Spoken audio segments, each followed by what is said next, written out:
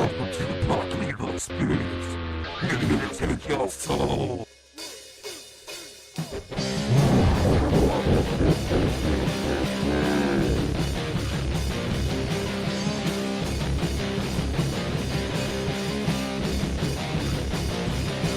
Satan rides the lightning on a thunder city.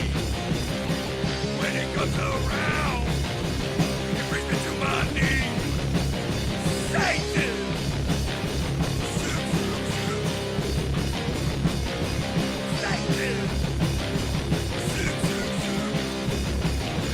Hey everyone, welcome to another episode of the Scream Kingdom, brought to you live on record from the Tavern of Terror in beautiful downtown Fremont, Ohio. The topic of discussion today, over beer of course, would be when you pop in a VHS cassette, a DVD, a Blu-ray, a 4K Ultra, and you see that little skyline and that tuneful little jingle and a Troma team release. Yes, we're talking about Troma movies today. As you can see, I'm a fan. Yeah, but Troma is a different animal. It's a long-standing independent studio headed by Lloyd Kaufman and Michael Herz. If you've ever had the pleasure of meeting Lloyd Kaufman, it's definitely an experience. Very friendly guy, very knowledgeable, very fun, and he's very encouraging to independent filmmakers and a champion in independent film through his Troma Dance Film Festival, Troma picking up movies for distribution, like I'll touch on in a little bit, and just a general fun Troma-esque world that he's created and still exists today as an independent film studio. Now, he started with like the typical teen sex comedies, the early Troma movies like Stuck on You, The First Turn On, which is a favorite of mine. It features Mark Torgl, Vincent D'Onofrio in one of his first roles, and oddly enough, a contestant that was on the show Big Brother, Sheila Kennedy, former Playboy or Penthouse Pet of the Year, was in The First Turn On. Oddly enough, weird trivia for you. But everybody knows that Troma, my favorite stuff, started to really cook with my favorite Troma movie, The Toxic Avenger. See the one sheet here, and The Mask. Toxic Avenger with Mark Torgl, who played Melvin, the janitor that became the world's first superhuman superhero from New Jersey, and introduced us to the town of Tromaville. Really original way to name your town, I guess, but just a city sign up there. The Toxic Avenger went on to 3 sequels. There's a big budget remake that's going to be released finally in August with Peter Dinklage and Kevin Bacon. Toxic Avenger, great movies. Perfect example of camp, black humor, dark humor, some over-the-top cheesy humor, and plenty of gore and violence, and of course boobs. And, everybody loves a TNA, and nobody loves TNA more than Troma. And then they started introducing more beloved characters, I guess you could call, for genre fans, starting with the Toxic Avenger, and then moving on to Sergeant Kabuki Man, NYPD, rest in peace Doug Sackman. And then on to Tromeo and Juliet, which introduced many of us to the feminine charms of the incomparable Debbie Rochon, and of course a teenage Tiffany Shepis in Tromeo and Juliet. Tromeo and Juliet is like a gonzo New York punk take on Romeo and Juliet, of course. Great movie. If you haven't seen it, check it out. And then the other franchise, I guess, of Troma movies that I consider like Troma films as opposed to movies that they distribute would be the Class of Nukem High series, which started with the first 3 movies and then continues later. We'll get onto that. Then the criminally underrated Troma's War, which introduced a lot of people to Joe Fleischer, the giant guy who is not Michael Herz, who will rear his head in plenty of other Troma movies to come. Rest in peace. Again. Troma's War is a really irreverent action movie that is over the top, and that there's no subject that's too taboo. And it's offensive for the sake of being offensive, and it's definitely something that I would recommend you watch if you have not seen it. And then, of course, the film within a film, which is Terror Firmer, about basically people playing themselves almost. While somebody's killing somebody on the set of a very Troma movie. And Lloyd Kaufman, of course, stars in that, along with Debbie Rochon and a lot of the other players that you're going to be familiar with as far as Troma goes, like Trent Haga, people like that. And then, like, they moved into the more modern age then, I guess you could call it the modern age. But Lloyd Kaufman again directed Poultrygeist, Night of the Chicken Dead, which is a musical that really riffs on fast food and activism, and really pokes a finger into the eye to a lot of sacred cows. So Poultrygeist is a hilarious movie, definitely one of my favorite Troma movies. You need to check that out if you haven't already. And then, of course, they revisited the Nukem High and Return to Nukem High Parts 1 and 2, both classic movies. A lot of people didn't really dig the second one as much, but I love them both. There's very few things about the core Troma movies that I don't like. And then the newer ones, I have not seen Shakespeare's Shitstorm, which is available on Troma now.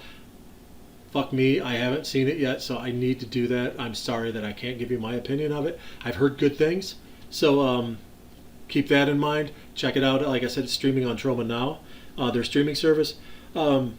And then, of course, there's a new one coming out that Lloyd directed called The Power of Positive Murder that I've heard a lot of good things about.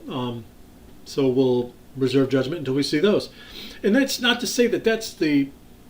I mean, I just touched upon the core movies of Troma, of the Troma universe, the traumatic universe, as it were. But there's a lot of stuff. I mean, to me, if I see on the spine Toxie's little head or the Troma logo, I will definitely give it a watch. It's definitely something that's worth a visit, I think. Lloyd Kaufman has a really, when they pick up movies for distribution, whoever makes the ultimate decision on them, I'm assuming it's Lloyd, they have a real knack of finding movies that are gonna touch that nerve with their core audience, the Troma audience. And 85% of the time, they're right on the mark with that. They are movies that are going to resonate with their fan base. And sure, there's a few misses in there, but there's a lot of hits, too. There's a lot of movies that fit right into that Troma mold, that Troma genre. And there's stuff like Mother's Day, Bloodsucking Freaks they picked up for distribution. I remember seeing that on VHS way back in the day. That's a really fucked up movie. Butt Crack the movie, Surf Nazis Must Die, Drew Bullock's The Taint. I had the pleasure of reviewing that for Nerd Remix way back when, before Troma picked that up. But that fits right in with Troma. Killer Nerd, stuff like that. I mean, there's so much that they distribute that fits right into that Troma mold. Sure, there's a few movies, maybe 2 or 3 out of 10, that are, square peg trying to fit into a round hole, but for the most part, their instincts on picking up movies for distribution are spot on and really resonate with their audience. And then, of course, there's other stuff that you can, we talk about. Troma's Edge TV. If you ever find the DVDs of that, there's Volume 1 and Volume 2. Great stuff, a TV show that aired on British TV for a while. Completely over the top. Tits, ass, violence, craziness. Trent Haga plays one of the correspondents, Tiffany Shepis, who never looked hotter than she did in Troma's Edge TV. Plays Bulimia, their West Coast host, and then Debbie Rochon does a lot of stuff in that. They do like a Survivor type reality show on it, and she's fantastic and everything. I love Debbie, and definitely check that out. And then I would be remiss if I didn't mention the Toxic Crusaders cartoon, the animated series. If you can find that, definitely check it out. I know the box set on for the Toxic Avenger TA and 4K which is all 4 movies in Blu-ray and 4K. I own that box set, and I can't recommend that enough.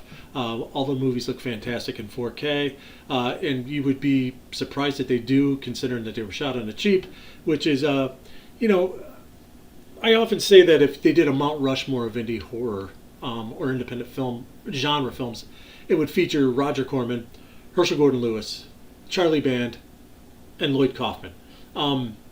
Lloyd Kaufman is more or less the punk rock lower rent Roger Corman. He started just as many careers as Corman, as he's often likely to point out to you, as far as like James Gunn and Vincent D'Onofrio and Kevin Costner was in a Troma flick at one point. He's really quick to point out the stars that he got their start, but he's as far as I'm concerned, he's right up there with Corman. I mean, when Corman was alive, I mean they were peers in my eyes. Hopefully we have Lloyd around for decades to come. Like I said, if you've ever had the pleasure of meeting him at a convention, do so. He signs everything for free. He'll talk your ear off, and he's just as nutty of a person as he is on those crazy DVD and Blu-ray intros that he does. You know, Greetings from Tromaville. By the way, there is a great documentary called Greetings from Tromaville about that whole story, and if you get a chance to see that, definitely check that out. Definitely check out any of Lloyd's books that he wrote. Everything I Need to Know About Filmmaking I learned from The Toxic Avenger. Make your own damn movie, produce your own damn movie, distribute your own damn movie. Good stuff, and if you're a budding filmmaker, invaluable stuff. There's a lot of lessons that he learned that maybe you don't have to go through that if you read one of his books, if you're an aspiring filmmaker. Troma is something that, like I said, is very near and dear to my heart. I hope they keep going for 50 more years, and I'm gonna, after this rolls, I'm gonna have a conversation with Jason Lacker, a filmmaker and raconteur. I guess you could call him a provocateur of indie film, who has real life experience on a couple Troma sets, including one of the Toxic Avenger sequels. So I'm sure he's going to have some interesting stuff to say. And you know what? If you get a chance in the comments, leave a note on what your favorite Troma movie is, and maybe we can share notes on something that maybe I haven't seen that you have, or that I've seen that you haven't seen, that, you know, something they distributed or something that Lloyd might have directed that I might not have mentioned. But I think I covered the core movies pretty well. And Troma is fun, gross, cheesy, cheap, and I love every frame. So check out the Troma movies and stick around for the interview with Jason Lacker. So see you in a few. I'll edit this out. Okay, everybody, on the Scream Kingdom, we have a special guest, Mr. Jason Lacker, a provocateur of indie cinema. Is that good? Yeah, I Now, mean, I dabble for a, sure. li- a little background here. I mean, I remember a few years ago when I saw Straight Out of Compton, right? I thought to myself, 15, 20 years ago, there was a parody of this film already, and it was called CB4. I don't know if you saw Hmm. it. Phil Hartman, Chris Yeah, Rock, great okay? film.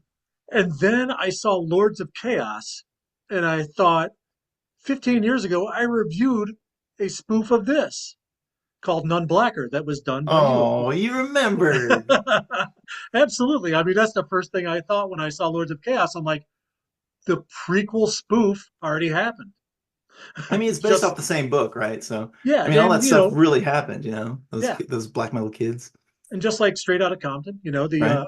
the spoof happened 15, 20 years prior. So Yeah, it's been 15, 20 years. I was talking with some of the crew. We were talking about doing something in Denver for the 20-year of when we shot it, because we shot it over the course of 2005, 2006, but didn't yeah, release it till like, I think I 2008 or ran 9. across a screener of that not too long ago.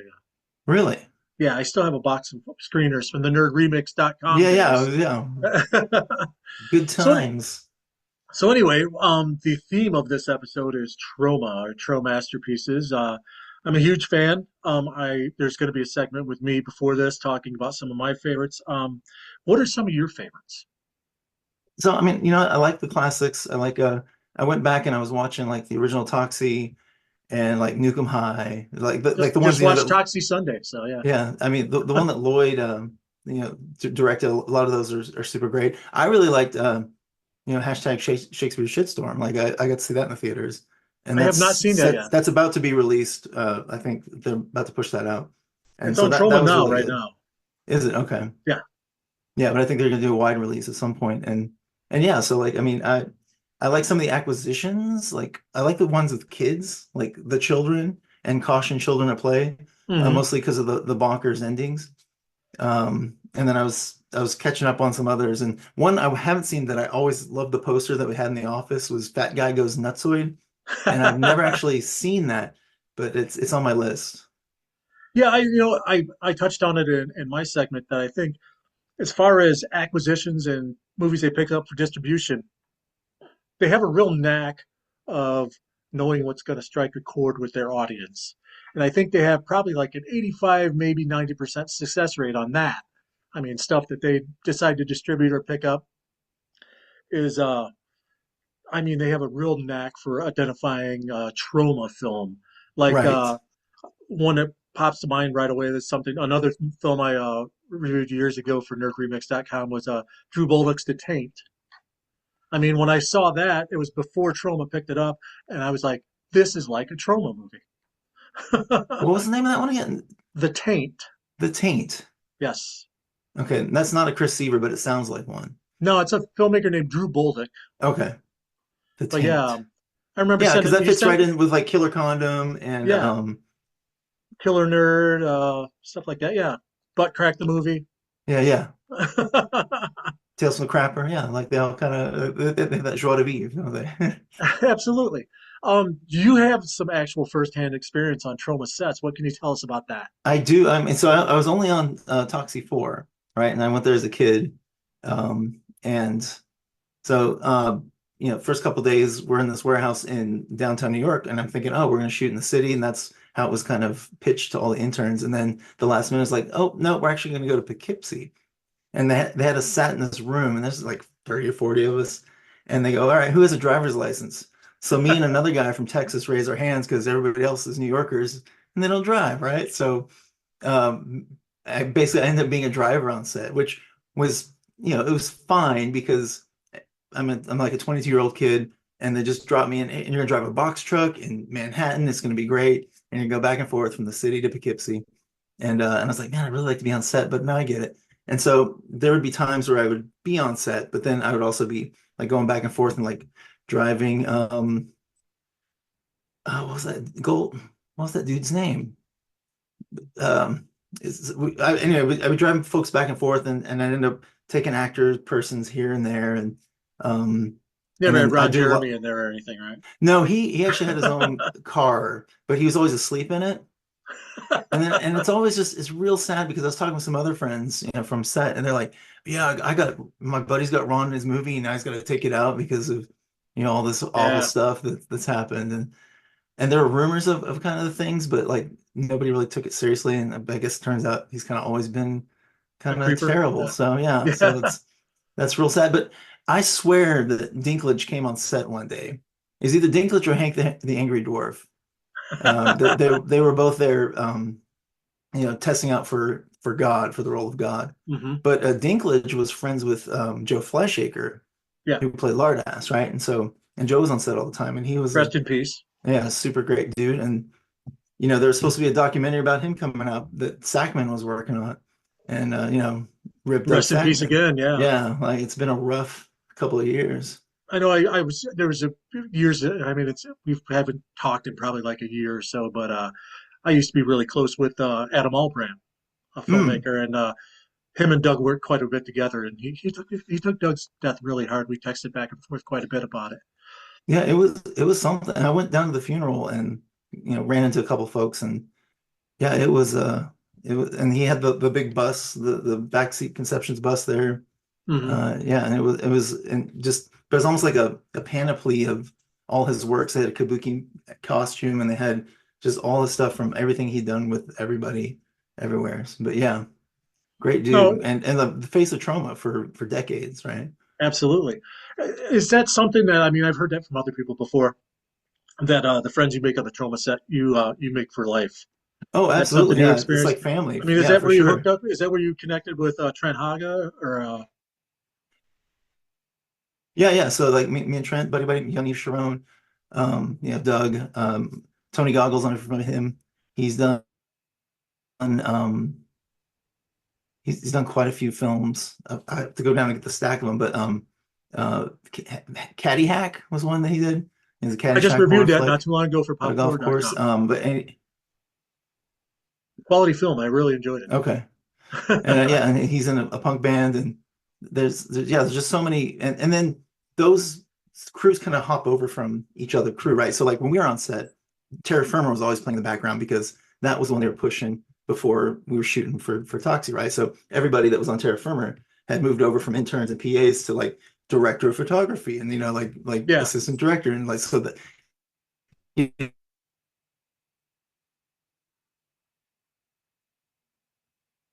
producer and like people, all these people run the ship now, and they're telling us kids what to do. And then those people, so like your Caleb Emersons and so on, they went on to Poultrygeist, right, and did the same thing. They kind of carried it over. Now So you actually had there's very some much a screen family. time on that on Toxie 4, right? Very little. Yeah, I must have made the cutting room floor. If you blink, I'm riding a bike getting chased by Noxie and Kabuki Man as they're driving, or Oh, okay. the evil Kabuki Man. He's just driving people around. And there's a scene they actually had me do a stunt drive where I drove that green vehicle around a corner, but it didn't make the cut. And then that full man burn that I'm actually more prevalently featured in Shudder on the Cursed films and Okay. in the documentary, but than in the actual movie, which is fine. It's all well and good. I still show up in Yeah. the credits, right? It's something that I can tell the kids, and there's nothing really like to be ashamed of, right? Like I'm not anything that's like You get weren't me diaper canceled mafia later or on. anything, yeah. Yeah. You weren't blowing up any special kids or anything like that. So Right. It wasn't Taco Tuesday, but in that opening sequence, though, a lot of my handiwork is in the background. You just can't really see it, right? hmm So like I did a lot of prompts. I did a lot of art stuff a lot of when I set wasn't dressing. driving. Yeah, and I actually got in trouble for like spending too much time trying to make the rocks look good. So when they come out of the transference and the school's exploding and the Yeah. rocks fall, like yeah, we did that. Like, it was like yay. So That's yeah, it. I if you mean, get on a Troma set, you'll do just about everything. Yeah, and then there's a scene where I'm blowing smoke in the background of Toxie's shack. Like you get to do a little bit of this and a little bit of that, wear many and hats. yeah, you wear all the hats. And then I did some more movies when I went back to because I lived in Dallas Fort Worth, hmm and so I connected with Haga later because he was doing a shoot there in town, and then I found this other crew that was doing this Highland Mist Entertainment, and they were shooting these like low budget movies like and you've probably seen some of them like American Nightmare, Yeah. Suburban Nightmare, Living and Dying. Like, I mean, and John has like built quite a robust career out of making low budget films. I just watched American Nightmare, rewatched it the other night. Debbie Rochon at Cinema Wasteland Yeah, last year gave me a copy of it and signed it for me and everything. So yeah, and Debbie, she's another great person on set. It's just like just I everybody's fanboy there so hard to when I make a see her, movie. man. It's not even funny. My wife, the last time we were at Cinema Wasteland, and I walked up to Debbie's table, and my wife is just whispering. She's like, "You've met her like 4 times, and you're still like a little kid." I'm like, "I know. It's fucking Debbie Rochon, right?" Yeah, it's talking about one of the great people in the industry, like for real. Like, Mhm. A champion of independent film. I yeah, often yeah, say Debbie Rochon's been in some bad movies, but she's never been bad in a movie. correct.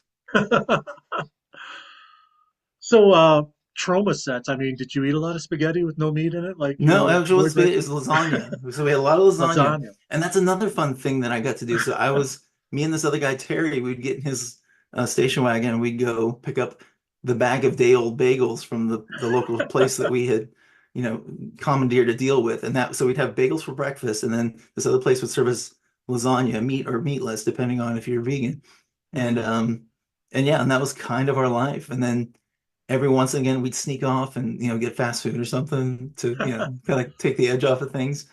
But yeah, and what's funny about that is the pre-production phase of any given Troma movie is you on the horn trying to cold sell the concept of you giving me your product for free and I'll put your name in the credits. And so like that whole Exposure. yeah, we'll pay you an exposure. And so you'd work all day and you'd be getting all these calls and these leads or whatever, and then ultimately, like I would get a lead on like mattresses for us to sleep on, little foams, and then the guy who played Kabuki Man was like, "Oh, hey, we've got we got this really good deal that I was able to drum up for free, so you'll have something to sleep on the warehouse floor that we're going to put you in.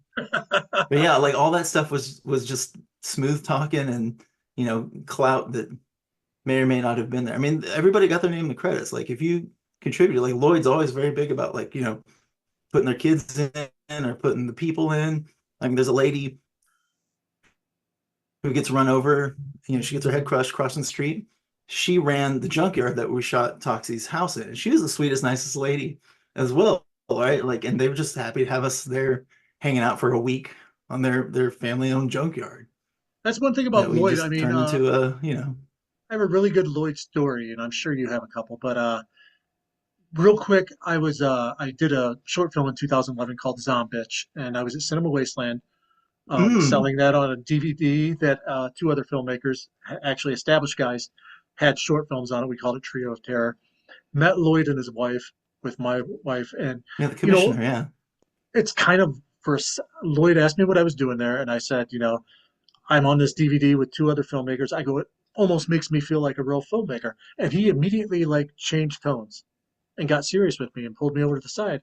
He goes, "Did you have a vision and see that vision on the screen as best you could?" I'm like, "Yeah." He goes, "Then you could be in a room with Scorsese, anybody else like that, George Lucas." He goes, "And you're among your peers." He goes, don't ever sell yourself short because there's people in this industry that are going to line up to do that." And then he went right back into character. Yeah, yeah, yeah. And that's yeah. He's definitely a champion of like making your own damn movie, isn't he? Like he's. Absolutely. Yeah. What's your favorite Lloyd story?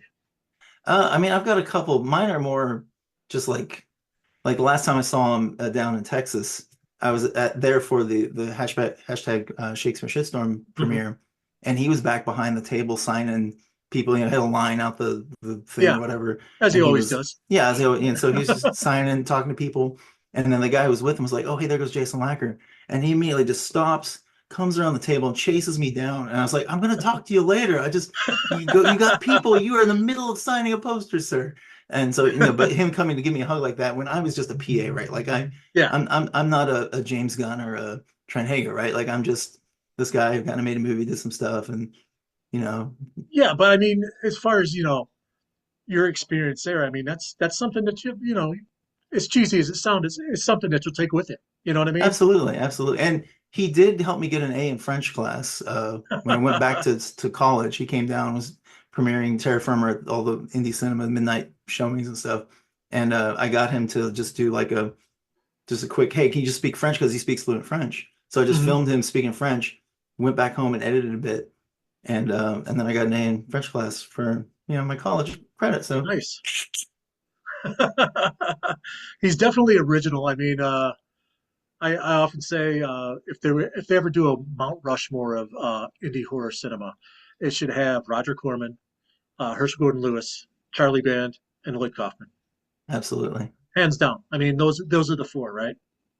And it's comparable. You could say Lloyd is right there with Corman. I mean, as far as how many careers he started, and as he often points out, James Gunn, Vincent D'Onofrio, Kevin Costner, yeah, yeah. Even though that's an acquisition, every though, one of right? those Like, cheesy yeah, DVD intros, he points that out. But yeah, I mean, so as far as your experiences, I mean, what do you think will be the legacy of Troma? Like, if it's not here 40 years from now. I mean, it's gonna be having kind of taken the reins of cinema, right? Like in its when cinema was siloed and controlled by these corporations, and like you've always had indie cinema, right? You've always had Yeah. your Herschel Gordon Lewis's and stuff, just doing stuff to do it, right? But he was the one that kind of Troma was all about helping people out and buying stuff for cheap and getting it out there. And so I mean you're talking pre-internet distribution for the nobody, right? So like you Yeah. and me, we can get on YouTube and if we push it enough, we can get our faces known or whatever. But like Troma was like that was the brand, right? They would go and buy Yeah. something that nobody knew, put it on a shelf in nowhere America, and anybody could see it, right? Yeah. And, Troma, with Lloyd and Charlie Band are the only ones left. I mean, there is no Afghan embassy anymore. There's no Concord. There's no Canon. all those from the golden age of VHS, where you had independent cinema that could get into, the mom and pop video store, could get into the family video, could get into the blockbuster. You don't have those anymore. You got Troma and you got Full Moon, But basically. even Full Moon, I would argue, like Charlie Band, bless him, like it's all Charlie Band stuff, right? Yeah. He's not really going out and buying stuff. He's shooting the stuff on the He's cheap, fine. and Yeah, he's you financing know, other directors, but yeah, I know what you mean. He yeah, doesn't do yeah. the It's not like acquisition thing. somebody went and made a movie like Redneck Zombies, for example. Hey, here's this Yeah. shot on video. Oh, we'll buy it and put it on the shelves for you. Yeah, I mean, yeah, I mean, Troma. Charlie Band wouldn't have the balls to put out something like Surf Nazis Must Die. So, I don't know. I mean, have you seen Mutant Hunt? I mean, yeah, true. Well, it's been great talking with you, Jason. I thank you for doing this, man. And I'm sure you have more stories to tell, and maybe we'll touch on those in a later episode. But I that'd be appreciate great, you. Tom. Man, keep what you're doing. It's a hoot and holler, and thanks for thinking of me. And Hey, no problem, man. Anytime, brother. Nerd And Remix for life. do you have anything to plug? I mean, yeah, I've still played D&D hardcore music, the hack and slashers, and none blackers out there somewhere. No, but not no, just be nice to each other, I guess would be the big plug. Absolutely, and And we're all in this together, whether we like it or not. So let's just be nice. support independent cinema. Yeah, and support independent cinema for sure. All right, man. Thanks a bunch. I appreciate it.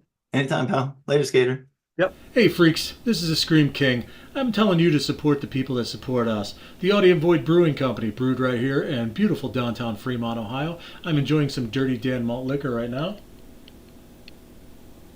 Tastes like freedom. Also, check out wherever you get your podcasts, Apple Podcasts, Spotify. These are available on most of those platforms. The Jam with Brock and Dan, who's co-hosted by my son Brock.